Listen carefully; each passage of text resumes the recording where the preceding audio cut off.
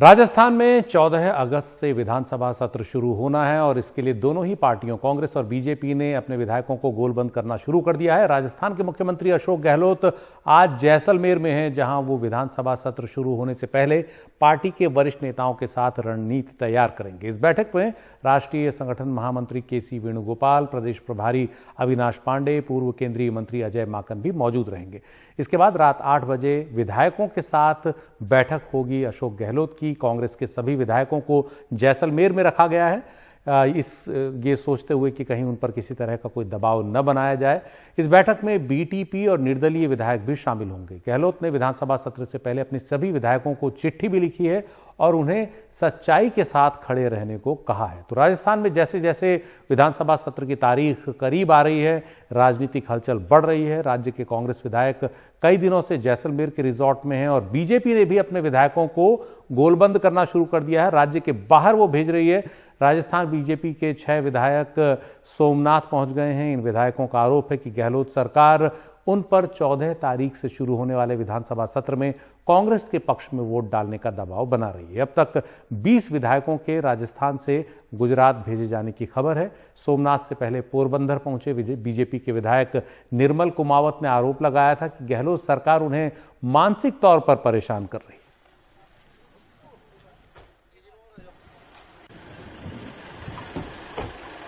इसी सब को मद्देनजर देखते हुए हम सब लोग अपने मानसिक वेदना को दूर करने के लिए सोमनाथ के बाबा के दर्शन करने के लिए आ जाएं। कुछ और साथी हमारे आएंगे और जो भी पार्टी आलाकमान हमें आगे निर्देश देगा, कांग्रेस की गहलोत सरकार से बचने के लिए हम लोग सर कितने लोग आएंगे सर?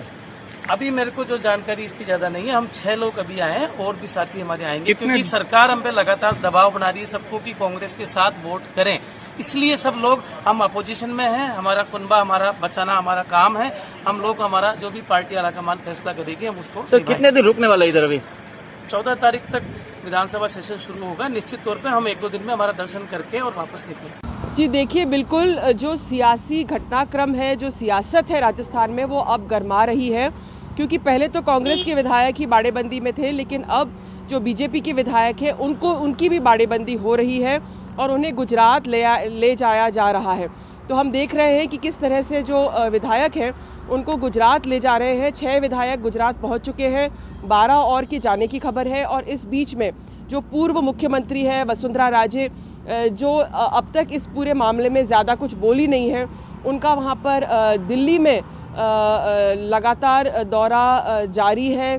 लोगों से मिल रही है वहाँ पर, मतलब कि जो सीनियर पार्टी लीडर्स हैं, जेपी नड्डा जी और राजनाथ सिंह जी से मिली है वो। लेकिन क्या बातें हुई हैं ये नहीं मालूम है। लेकिन जो वसुंधरा राजे जो है अपने आप में अभी भी कदावर नेता है राजस्थान में, और उनका इस पूरे जो पॉलिटिकल क्राइसिस है उसमें काफ़ी महत्वपूर्ण रहेगा कि वो क्या आगे इसमें करेंगी या नहीं करेंगी। इसलिए सबकी निगाहें उन पर टिकी हुई है और बहुत महत्वपूर्ण है कि वसुंधरा राजे का इस पूरे में उनका रुख क्या रहेगा।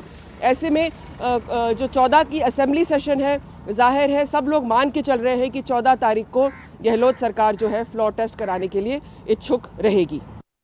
और इस बीच सचिन पायलट खेमे के एक विधायक वेद प्रकाश सोलंकी का कहना है कि वो राजस्थान में किसी तीसरे विकल्प पर गौर नहीं कर रहे हैं। उनका गुट किसी तीसरे विकल्प पर गौर नहीं कर रहा है। ये भी उनका कहना है कि वो लोग अभी तक हाईकमान से भी, कांग्रेस हाईकमान से भी नहीं मिले। मैं स्पष्ट रूप से बता देना चाहता हूं कि अभी इस बारे में कोई निर्णय नहीं हुआ है। माननीय पायलट साहब सब विधायकों से चर्चा कर सब विधायकों की राय लेकर, जब तक हमारी मीटिंग लेकर वो तय नहीं कर देते, जब तक अभी वहां पे आना तय नहीं है। हम विधायकों की बैठक लेंगे, सबसे चर्चा करेंगे, सबसे राय शुमारी करेंगे और उसी के बाद जो वो निर्णय करेंगे हम उनके निर्णय के सब लोग साथ हैं। और इस बीच सबकी निगाहें कांग्रेस में शामिल हुए उन बहुजन समाज पार्टी के 6 विधायकों पर भी हैं जो इस वक्त कांग्रेस के साथ हैं। इन 6 विधायकों ने सुप्रीम कोर्ट में याचिका दाखिल कर राजस्थान हाईकोर्ट में लंबित मामले को सुप्रीम कोर्ट में ट्रांसफर करने की मांग की है। इस मामले की सुनवाई राजस्थान हाईकोर्ट में 11 अगस्त को होगी। बीजेपी के विधायक दिलावर सिंह और बहुजन समाज पार्टी ने राजस्थान हाईकोर्ट में याचिका दाखिल कर बहुजन समाज पार्टी के इन 6 विधायकों के कांग्रेस में विलय को असंवैधानिक बताया। करीब 9 महीने पहले ये 6 बीएसपी के विधायक कांग्रेस में शामिल हो गए थे।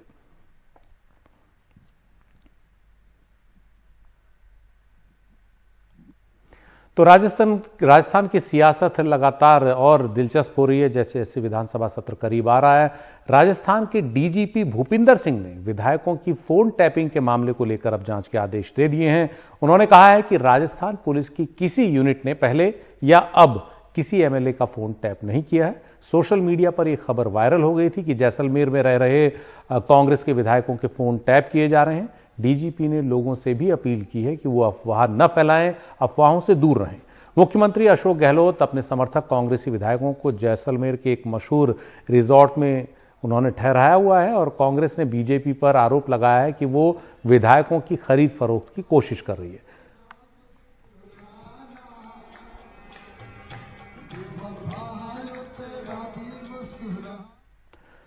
उत्तर प्रदेश की राजधानी लखनऊ में बीजेपी के विधायक कृष्णानंद राय हत्याकांड में आरोपी इनामी बदमाश राकेश पांडे उर्फ हनुमान पांडे को यूपी एसटीएफ ने एक मुठभेड़ में मार गिराया है। यह मुठभेड़ सरोजिनी नगर इलाके में हुई।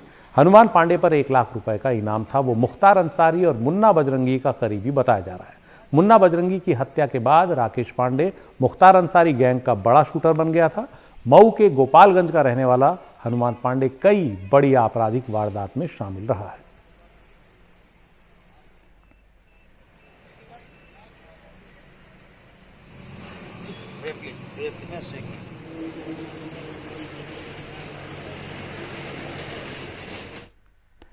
कानपुर के बिकरू गांव में 8 पुलिसकर्मियों की हत्या के आरोपियों में से एक 50,000 के इनामी उमाकांत शुक्ल उर्फ गुड्डन ने कल चौबेपुर थाने में सरेंडर कर दिया।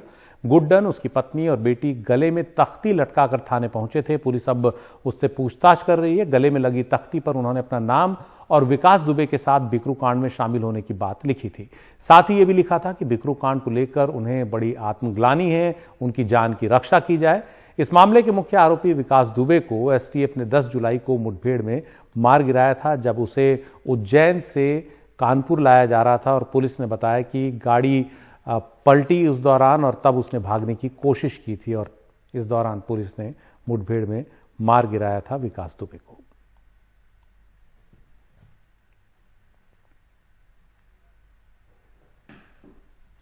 उत्तर प्रदेश के संभल में एक पुराने विवाद को लेकर एक बाप बेटे ने अनुसूचित जाति के एक व्यक्ति की पिटाई कर दी और दोनों ने मिलकर इसके बाद उसके कपड़े भी फाड़ डाले, निर्वस्त्र कर उसे रस्सी से उसके हाथ पैर बांध दिए, उसे सड़क पर फेंक दिया।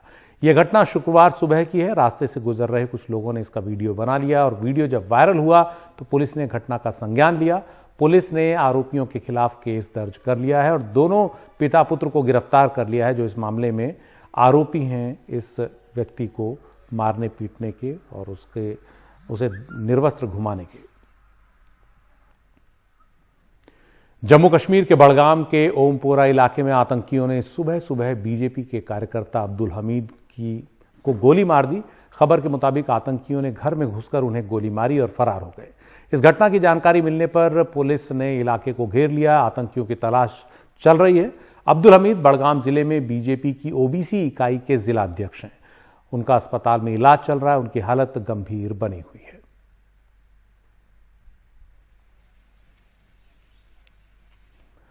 छत्तीसगढ़ के महासमुंद में नेशनल हाईवे 53 पर ग्राम टेका के पास एक ट्रक से सूमो की टक्कर में 4 लोगों की मौत हो गई। सूमो में सवार 5 लोग गंभीर रूप से घायल हैं। घायलों के इलाज के लिए रायपुर रेफर किया गया है। यह सूमो पश्चिम बंगाल से कुछ मजदूरों को लेकर महाराष्ट्र जा रही थी और बताया जा रहा है कि सूमो चालक को नींद आ गई और यह हादसा हुआ। 3 लोगों की मौके पर ही मौत हो गई। एक की अस्पताल ले जाते समय मौत हुई।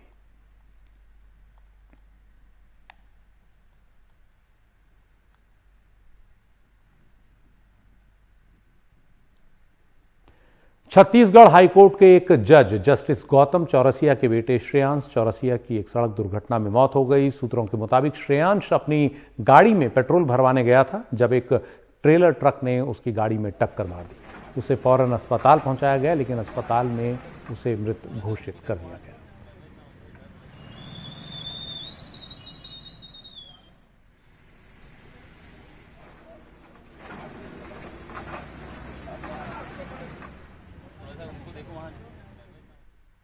हरियाणा के पलवल में नेशनल हाईवे 19 पर एक बड़ा हादसा टल गया। मुडकुटी के पास गैस से भरा एक टैंकर अचानक पलट गया, उससे गैस रिसने लगी। इसके बाद वहां आसपास के लोगों में अफरा तफरी मच गई, हाईवे पर लंबा जाम लग गया। कुछ देर बाद दमकल की टीम वहां पहुंची और उसने गैस का रिसाव रोका। टैंकर को सड़क से हटाकर जाम खुलवाया गया। ये टैंकर मथुरा रिफाइनरी से करीब 20 टन एलपीजी लेकर गाजियाबाद के लोनी जा रहा था। बिहार में बाढ़ ने तबाही मचाई हुई है। राज्य के 38 में से 16 जिले बाढ़ की चपेट में हैं। कई जिलों में बाढ़ का पानी कुछ कम भी हुआ है, लेकिन आम जनजीवन अस्त व्यस्त है। लोग खाने पीने की सामान के लिए, जरूरत के सामान के लिए अब भी जद्दोजहद कर रहे हैं। खासकर मुजफ्फरपुर जिले में बागमती नदी और गंडक नदी में जलस्तर घटा है, लेकिन बाढ़ के कारण पैदा हुई मुश्किलें कम नहीं हो रही हैं। बाढ़ में प्रभावित इलाकों में जो लोग हैं वो ऊंचे स्थानों पर शरण लिए हुए हैं। कई जगह लोग घरों की छतों पर हैं। अनाज की कमी की वजह से काफी लोग परेशान हैं, भूख से जूझ रहे हैं। मुजफ्फरपुर के 14 ब्लॉक्स के 240 पंचायतों में गंडक, बूढ़ी गंडक, बागमती, लखनदेई, वाया समेत कई छोटी नदियां जो हैं वो उफन रही।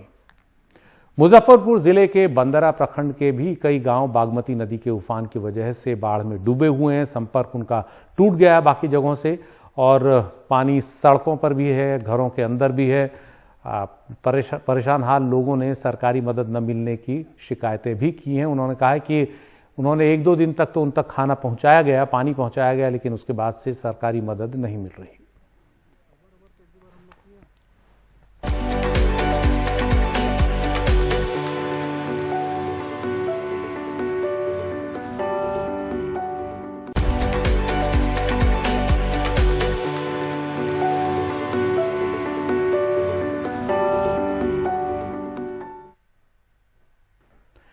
कोरोना नाम की बीमारी न संतरी देख रही है न मंत्री।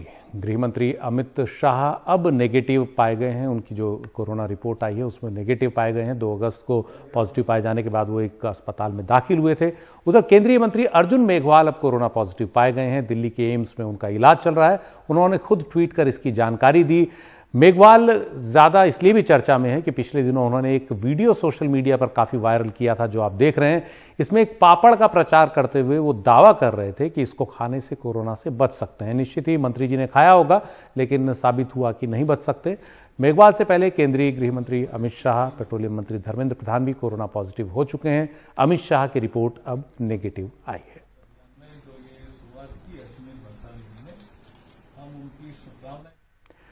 असम कोरोना के साथ बाढ़ के हालात से भी जूझ रहा है और ऐसे में उसकी अर्थव्यवस्था चरमरा रही है। लोग भी जरूरी काम के लिए ही बाहर निकल रहे हैं। 4 महीने के लॉकडाउन के बाद रेस्तरां वगैरह जो वो अब खुल जरूर रहे हैं, लेकिन लोग उसमें नहीं जा रहे। कई नामी गिरामी रेस्तरां ऐसे हैं जिनके कारोबार को 80-90% का नुकसान हो चुका है, कई बंद हो चुके हैं। गुवाहाटी से हमारे सहयोगी रत्नदीप चौधरी की रिपोर्ट। 50 साल के रणवीर कर ने मुंबई के रेस्टोरेंट में 15 साल तक काम किया, फिर गुवाहाटी लौटकर अपने ही रेस्टोरेंट की चेन खोल ली। पिछले 9 साल से चिकन चिली की शहर भर में धूम रही, लेकिन लॉकडाउन की वजह से उन्हें 5 में से 4 रेस्टोरेंट बंद करने पड़े और 80 कर्मचारियों को नौकरी से निकालना पड़ा। हम दोबारा शुरुआत कैसे कर सकते हैं? हमारे पास कोई संसाधन नहीं बचे हैं। पिछले 4 महीने में मेरा 1 करोड़ का नुकसान हुआ है। पहले की तरह सब कुछ कैसे हो सकता है? अनलॉक से उम्मीदें बढ़ी थीं, लेकिन पाबंदियों से अब भी परेशानियां हैं। खाने की दुकानों के गढ़ में दुकानें हर दूसरे दिन खुल सकती हैं। शनिवार और इतवार को सब कुछ वैसे ही बंद रहता है, यानी रेस्टोरेंट 3 दिनों से ज़्यादा नहीं खुल सकते और उन दिनों में भी 5 बजे तक सब बंद कर देना पड़ता है। सरकार से हमें बड़ी उम्मीदें थी। हमने सोचा कि चूंकि हमें ये काम आता है, इसलिए 500 से करीब क्वारंटाइन केंद्रों को खाना पकाकर बांटने का काम हमें दिया जाएगा। इससे हमारी मदद हो जाती, लेकिन उन्होंने ऐसा कुछ नहीं किया। महामारी से पहले असम में रेस्टोरेंट का धंधा फल फूल रहा था। इसमें 50,000 लोगों को रोजगार मिल रहा था और हर 3 साल में ये दुकानें दुगनी हो रही थीं। इसमें सबसे ज़्यादा चलने वाले असमिया और पूर्वोत्तर के खाने थे। जिन पर अब सबसे बड़ी आफत टूटी है। इनके ग्राहक असम आने वाले पर्यटक थे, जो अब ना के बराबर रह गए हैं। मेरे रेस्टोरेंट को देखिए, यहाँ पर बस 10% बिक्री हो रही है। सिर्फ हम ही पर नहीं, क्षेत्रीय खाने, सब्जियाँ, बत्तखे, मुर्गे सभी पर गाजगिरी है। बहुत से गांव वाले और NGOs ये काम कर रहे थे और वहाँ की महिलाएं इससे जुड़ी थीं। स्पेशल खाना है यहाँ का, तो इसलिए एक बार टेस्ट लेने के लिए आ गए। तो पेंडेमिक है, आदमी के ये डर है कोई कोरोना ना आ जाए। गुवाहाटी के इन गलियों में छोटे छोटे खाने के दुकान पे भीड़ लगी हुई रहती थी, मगर अब यहाँ पे एक भी लोग दिखाई नहीं देते हैं। गुवाहाटी से रत्नदीप चौधरी की रिपोर्ट, NDTV इंडिया।